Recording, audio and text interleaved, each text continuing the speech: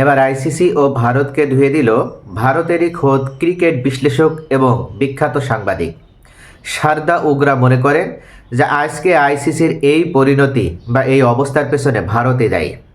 একটি পরিসংখ্যানও তিনি তুলে ধরেছেন। আইসিসিতে কর্মরত যত কর্মকর্তা রয়েছে তাদের মোট সংখ্যা ৭৬ জন, আর তার ভিতরে ভারতীয় বংশোদ্ভূতি ৫৬ জন। তো কোনো একটা প্রতিষ্ঠানের ৭৬ জনের মধ্যে যদি ৫৬ জন ভারতীয় বংশোদ্ভূত হয়, ভারতীয় নাগরিক হয়, তাহলে তারা তো ভারতের সাপোর্ট করবে বা ভারতের স্বার্থই আগে রক্ষা করবে। তাই এই কারণে শারদা উগ্রা মনে করে যে বাংলাদেশের আজকের বিশ্বকাপ বয়কটের পেছনে তাদের যে ভূমিকাটা, তারা সঠিক পদক্ষেপ নিয়েছিল, তারা ন্যায্যতার ভিত্তিতে তাদের দাবিটা জানিয়েছিল। কেননা বাংলাদেশে বিশ্বকাপ খেলতে গেলে তাদের নিরাপত্তা আশঙ্কা ছিল এবং যে কোনো সময় বড় ধরনের কোনো অঘটনও ঘটে যেত, তাতে পরবর্তীতে তাদের যে ক্ষতিটা হতো সেই ক্ষতিটা কিন্তু কার কোনোভাবেই রিকভার যোগ্য ছিল না। তিনি মনে করেন আজকে বিশ্বকাপের আয়োজক ভারত, সেই জায়গায় যদি বাংলাদেশ আয়োজক হতো তাহলে আইসিসি বিন্দু পরিমাণ চিন্তাভাবনা না করে কিন্তু ভারতের দাবি মেনে নিত। শুধু বাংলাদেশ বলে না, পাকিস্তান, শ্রীলঙ্কা, এমনকি ইংল্যান্ড, অস্ট্রেলিয়া, যে কোনো রাষ্ট্রের ক্ষেত্রেই যদি আইসিসির কাছে দাবি জানাতো ভারত যে তারা এই দেশে যে খেলতে পারবে না, তাহলে তাদের জন্য তাদের চয়েসফুল বা তারা যে রাষ্ট্রকে চয়েস করতো সেই রাষ্ট্রে যে খেলার ব্যবস্থা করে দিত আইসিসি। এখানে আশ্চর্য হওয়ার কোনো বিষয় নেই, কেননা আইসিসি মানে ইন্ডিয়ান ক্রিকেট কাউন্সিল এবং এটা ইতোমধ্যে প্রতিষ্ঠিত হয়ে গিয়েছে। এবার বাংলাদেশের সাথে যে ঘটনাটা ঘটেছে এটার মাধ্যমে এটার মাধ্যমে ইন্ডিয়ান ক্রিকেট কাউন্সিল হয়ে গেছে আইসিসি, এটা আরও পুরোপুরি নিশ্চিত হয়ে গেল।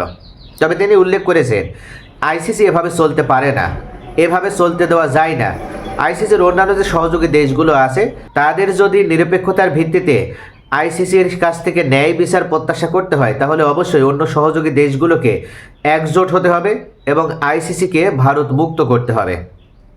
আইসিসি যে সমস্ত কর্মকর্তা রয়েছে সেখানে ভারতীয় নাগরিকদের পরিবর্তে অবশ্যই ন্যায্যতার ভিত্তিতে অন্য সকল যে সহযোগী দেশগুলো রয়েছে তাদের ভিতর থেকে সুষম বন্টনের ভিত্তিতে এই কর্মকর্তা কর্মচারীদের নিয়োগের ব্যবস্থা করতে হবে।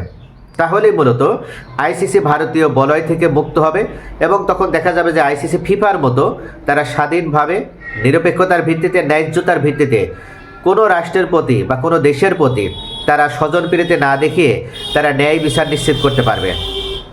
আর এই ন্যায় বিচার যদি আইসিসি নিশ্চিত করতে না পারে তাহলে পরবর্তীতে কিন্তু আইসিসি নামক প্রতিষ্ঠানটি আর থাকবে না। তিনি আরও একটি বিষয় উল্লেখ করেছেন যে সবাই এখন জানে যে আইসিসি হচ্ছে ভারতীয় ক্রিকেট বোর্ড অর্থাৎ বিসিসিআইয়ের অন্যতম আরেকটা দুবাইয়ের অফিস। আইসিসি চলে সেভাবেই যেভাবে বিসিসিআই চায়, আইসিসির বোর্ডও সেভাবেই চলে। আমরা এমনটাই দেখলাম। আমি একদমই অবাক হইনি এমন সিদ্ধান্তে। শারদা উগ্রা তিনি উল্লেখ করেছেন যে তিনি মোটেই কিন্তু বিস্মিত হয়নি। বাংলাদেশের সাথে যেটা হয়েছে এটা অবশ্যই হওয়ার দরকার ছিল। বাংলাদেশ যদি ভারতকে রক্ষা করে চলতো বা ভারতকে যদি সম্মান দিয়ে চলতো বা ভারতের উপরে নির্ভরশীলতা দেখিয়ে চলতো, তাহলে বাংলাদেশের সাথে ভারত সন্তুষ্ট থাকতো। তাহলে দেখা যেত যে ভারত আইসিসিকে ব্যবহার করে আজকে বাংলাদেশের সাথে এই অন্যায়টা করার সাহস দেখাতো না। তাই অবশ্যই আপনি প্রতিবাদ করবেন, সেই প্রতিবাদের ভাষাটা বাংলাদেশ যেভাবে দেখিয়ে দিয়েছে অন্য রাষ্ট্রগুলোকে সেই জায়গা থেকে এখন আইসিসির বিরুদ্ধে ফুঁসে উঠতে হবে। তবেই আইসিসির উপর থেকে ভারতের প্রভাব দূর করা সম্ভব হবে এবং ভারতীয় প্রভাব বলয় থেকে আইসিসিকে বের করা সম্ভব হবে।